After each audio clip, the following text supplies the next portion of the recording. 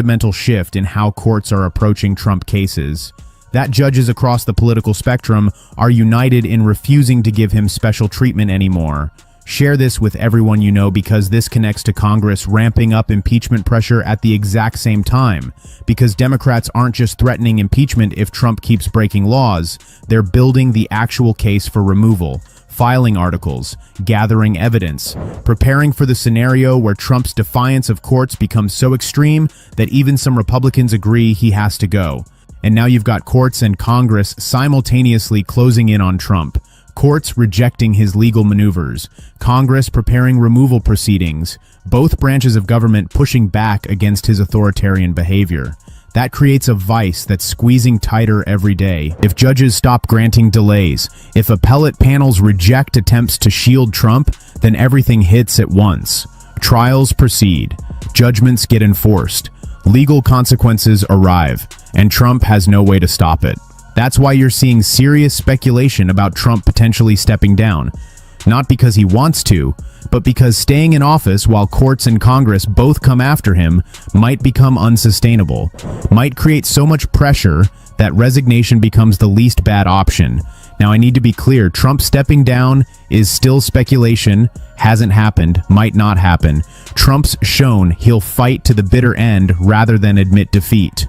But the fact that people are even discussing it seriously, that political analysts are gaming out the scenario, that shows how much Trump's position has deteriorated. There's definitely a notable change in how the courts are dealing with cases involving Trump. Across the board, judges seem to have come together, no matter their political leanings, and they're no longer giving him any special treatment. It's pretty interesting to see, especially with Congress also ramping up the pressure for impeachment at the same time. It's not just talk anymore. Democrats are actually laying the groundwork for a case that could lead to Trump's removal. They're filing articles, gathering evidence, all while preparing for a scenario where his defiance of the courts becomes so blatant that even some Republicans might think it's time for him to go. Courts are pushing back against his legal strategies, and Congress is gearing up for removal proceedings. Both branches are closing in on Trump, standing firm against what many see as his authoritarian actions. It's creating a tightening grip that feels more intense each day. Now, when we talk about a presidency in free fall, it doesn't always look like one big event that brings everything crashing down. Sometimes it resembles a slow-motion disaster, where one crisis leads to another, one negative number to an even worse one, political allies growing silent, one after another, and then suddenly, it doesn't look like a presidency anymore, but more like a slow collapse that no one seems ready to openly acknowledge. As we stand in March 2026, that's exactly what Donald Trump's second term feels like. The war in Iran isn't unfolding the way the White House claimed it would, and oil prices aren't dropping as promised. Polls are hitting numbers that should alarm every Republican campaign office across the nation. Members of Congress from his own party are pushing back harder than they ever have before, and the conversation about Trump's capability to do his job is shifting. What was once fringe chatter a few months back is now becoming part of the public discourse, with real names being tossed around. This isn't just a passing observation or a spin from the opposition. This is the current reality of the Trump presidency, backed by documented facts. We're going to dive into every detail, but before we do, let's be real for a second. Trusting headlines has become a tricky business, which is why we created Pump. Let's dive into what's been happening lately. There's been a lot of chatter about Trump possibly stepping down from office, and it's not just idle talk, it's actually a sign of how much pressure he's under right now. If judges stop granting delays and appellate panels dismiss attempts to protect him, everything could come crashing down all at once. Trials could kick off, judgments enforced, and legal consequences would roll in, leaving Trump with no escape route. It's a tough position to be in when both courts and Congress seem to be closing in on him. Now keep in mind, this stepping down talk is still just speculation. Nothing is set in stone. Trump's the type who would rather battle it out to the bitter end than back down. But the mere fact that we're even having these conversations shows how precarious his situation has become. Switching gears a bit, the war has emerged as a significant factor influencing everything else.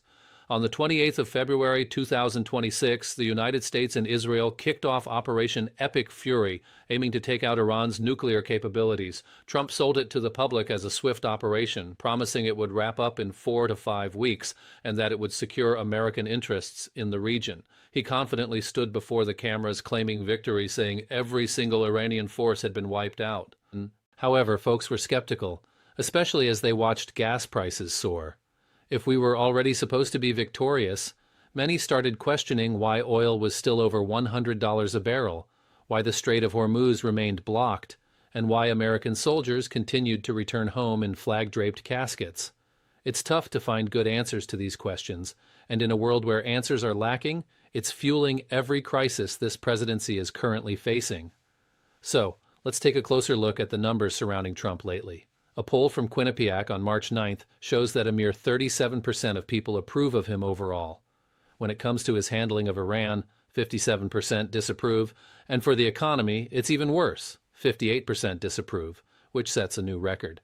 Then there's the Marist poll, revealing that 54% of Americans aren't happy with Trump's approach to Iran either. The Washington Post conducted a flash poll and found that almost double the number of Americans want the military strikes on Iran to end rather than continue. Interestingly, the NPR-PBS Marist survey shows that 61% of independents, the crucial voters who helped get Trump back into office in 2024, now oppose U.S. involvement in Iran. It's clear that these numbers aren't just about one party or the other. These are solid figures from credible national polling organizations. What's happening here is quite telling. It paints a picture of a presidency that's losing public support faster than many expected.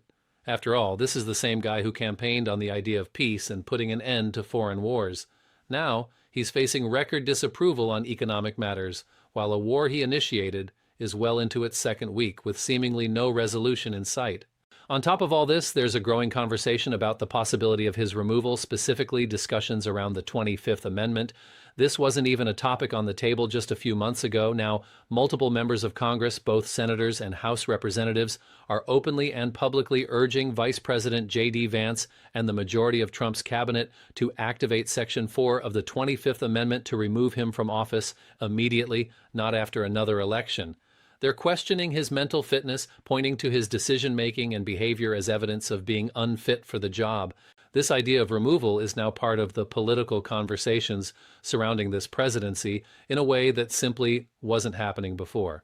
So let's break down each piece of this situation, every number, and what it might mean politically, because this story holds more significance than probably anything else going on in Washington right now. I want to explore the various forces at play and how they're converging on Trump's presidency, especially since he's facing multiple crises all at once, and each one seems to be making the others worse. The ongoing war in Iran is really putting a strain on the economy, and that strain is causing some serious issues within the Republican Party. It's a bit of a vicious cycle. The longer this conflict drags on without a clear solution, the worse it gets. At the heart of it all is the Strait of Hormuz, which is this narrow waterway sitting between Iran and Oman. About 20% of the world's oil supply passes through there, so you can see why it's so critical. Before the start of Operation Epic Fury on the 28th of February, around 50 commercial vessels would make their way through the strait each day. But since the fighting began, that number has plummeted to just a handful or even none at all. Iran has taken steps to block access to the strait, even threatening to ignite any tanker that tries to get through. This has led to disruptions in the global oil market that are unprecedented. The International Energy Agency estimated that this war has knocked out about 8 million barrels of oil per day from global supply. Just in March, that's 8 million every single day. As a result, Brent crude oil prices skyrocketed past $100 a barrel, causing markets to take a hit. Energy costs have been climbing across the board, affecting everyone's daily lives. The longer the strait remains closed, the cumulative damage isn't just adding up, it's multiplying. We're seeing storage issues, a slowdown in production, and broken supply chains which only pushes gas prices higher, something that every American voter definitely feels. In response to this crisis, the administration has been working on a communication strategy, basically asking everyone to hang in there and trust that things will improve soon. Energy Secretary Chris Wright popped up on national TV, saying we'd see elevated prices for just weeks, not months. White House Press Secretary Caroline Leavitt called the surge in prices temporary, while Trump reassured people that prices would drop quickly once this is resolved. But here's the catch. The only real way to bring oil prices back to normal is to reopen the Strait of Hormuz. And for that to happen, we either need a significant military breakthrough or some kind of diplomatic solution. As of 13 days into the war, we still haven't seen either happen, and the U.S. Navy wasn't quite prepared for this scenario. This week, a military official confirmed that Iran's Revolutionary Guard publicly declared they're ready for a tough, intense war for at least 6 months at the current pace. Meanwhile, Iran's foreign policy advisors have completely dismissed the idea of diplomacy, stating that even while negotiations were happening, the U.S. struck anyway, which means trust is out the window. So, the administration finds itself in quite a bind.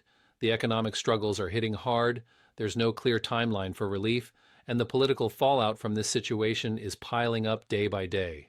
Now let's dive into the military situation because the gap between what Trump is saying and the reality on the ground is becoming harder to ignore.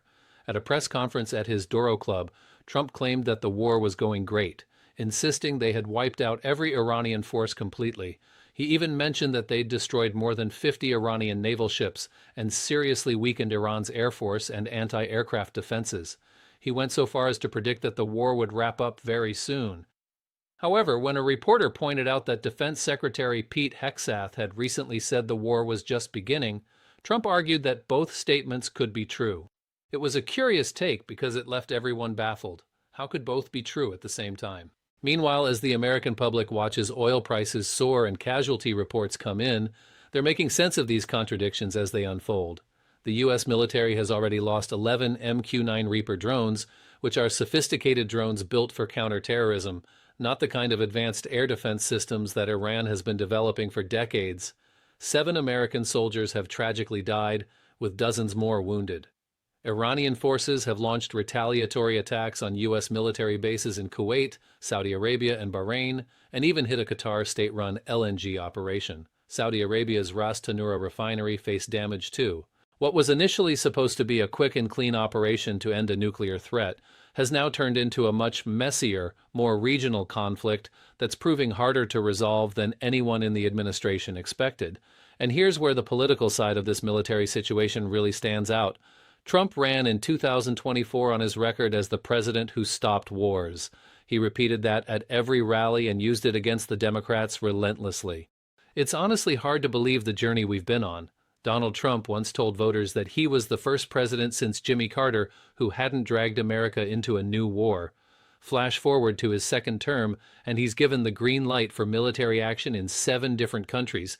That's right, 7. Operation Epic Fury isn't just a little note in history. It's a significant military operation that's led to American lives being lost, thrown global energy markets into disarray, and triggered attacks throughout the Middle East. The very voters who turned to Trump because he promised to put an end to foreign military ventures are now feeling quite betrayed. This isn't just about politics. It feels personal. He made a clear promise, and now he's going back on it. Not to mention, prominent figures in conservative media like Tucker Carlson have called him out on it. Even Marjorie Taylor Greene has voiced her concerns about the war. The America First faction in Congress, led by folks like Thomas Massie and Rand Paul, isn't standing idly by either. They're demanding answers on the constitutional issues surrounding this military authorization. This isn't just fringe chatter. It's a crack that's starting to show in the foundation. Now let's shift gears to the talk around the 25th Amendment, because this is where things get really interesting. Section 4 of that amendment allows the Vice President, along with a majority of cabinet members, to send a written notice to Congress declaring that the President isn't fit to carry out his duties. As soon as that notice is sent, the Vice President automatically steps in. No votes, no trial, no hearings needed.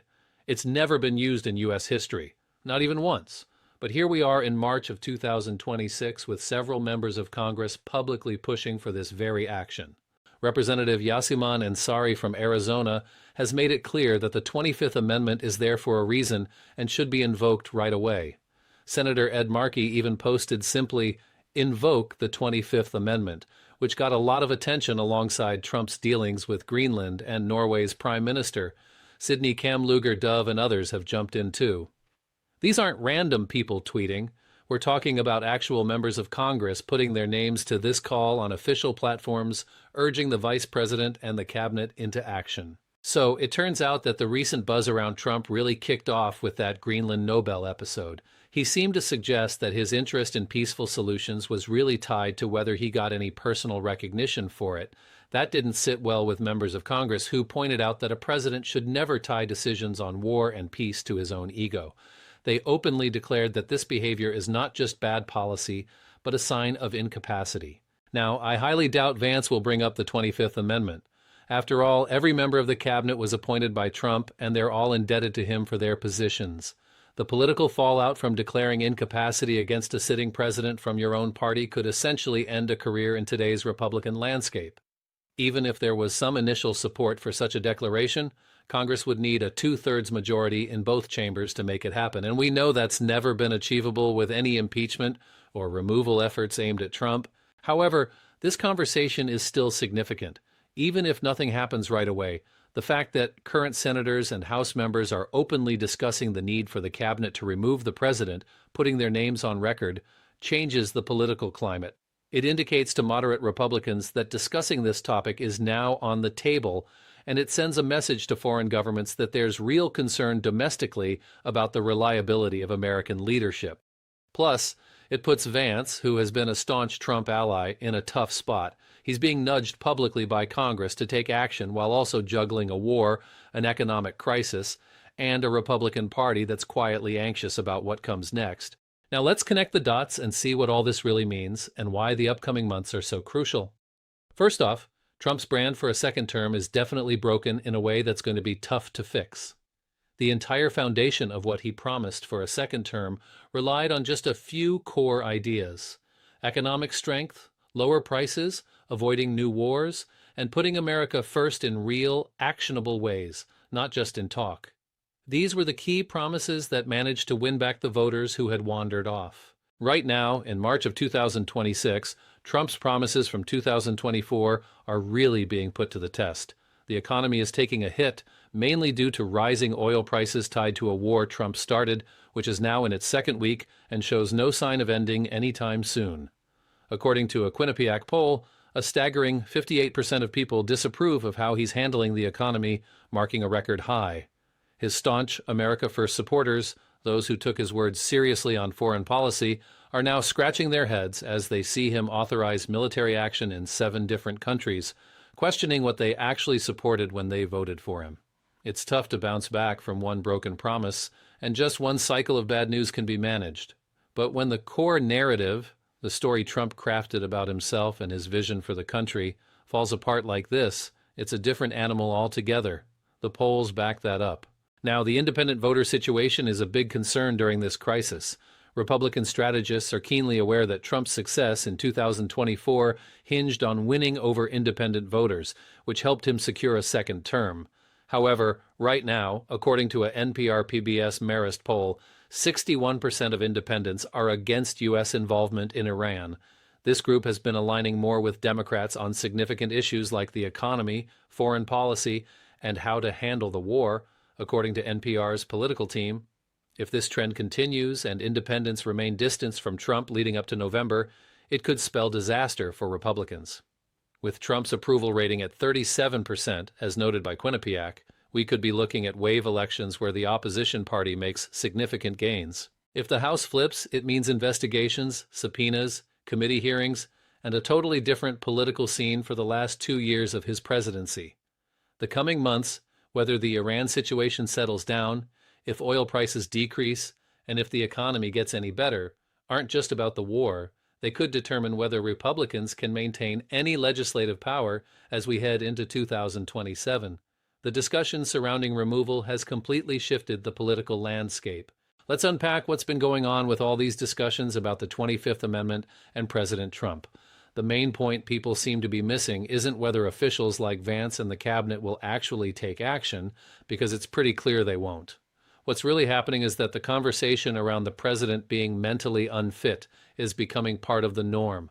When members of Congress openly talk about this and call for his removal, that language starts to seep into the political scene. It's no longer just whispers behind closed doors. It affects how journalists report on things and even how foreign countries view U.S. leadership. It's like granting permission to people who might have hesitated to voice their opinions before. Every time you notice a Republican senator going mum when the 25th Amendment is brought up, or a cabinet member sidestepping the question, that silence says a lot. It's contributing to an atmosphere where Trump's hold on his party looks a bit less sturdy than it did in the past. That's the real takeaway from the talks about removal. It's not about any immediate power shift, but a slow wearing away of the political certainty that has always kept Trump shielded from criticism within his own party. Now, looking ahead, the path for this administration really hinges on what happens in the Strait of Hormuz. Let's cut to the chase here. The economic issues, the political fragmentation, all these crises are tied back to the same source. Right now, the strait is a mess. Oil prices are soaring above $100 a barrel, and there's no clear timeline for when things might get better. If the military situation shifts in a way that benefits the U.S., if Iran's threats to shipping are neutralized, if oil tankers are able to transport again, then we could see a significant change in the political landscape. That would give Trump a chance to spin a victory narrative. The economy could stabilize, and his base could rally around him again. Suddenly, the whole idea of removal loses steam. Elections really do hinge on economic conditions, and if things improve dramatically before November, Republicans might just have a shot. But if we find ourselves stuck in a prolonged conflict and the strait remains closed into spring, then that could spell trouble.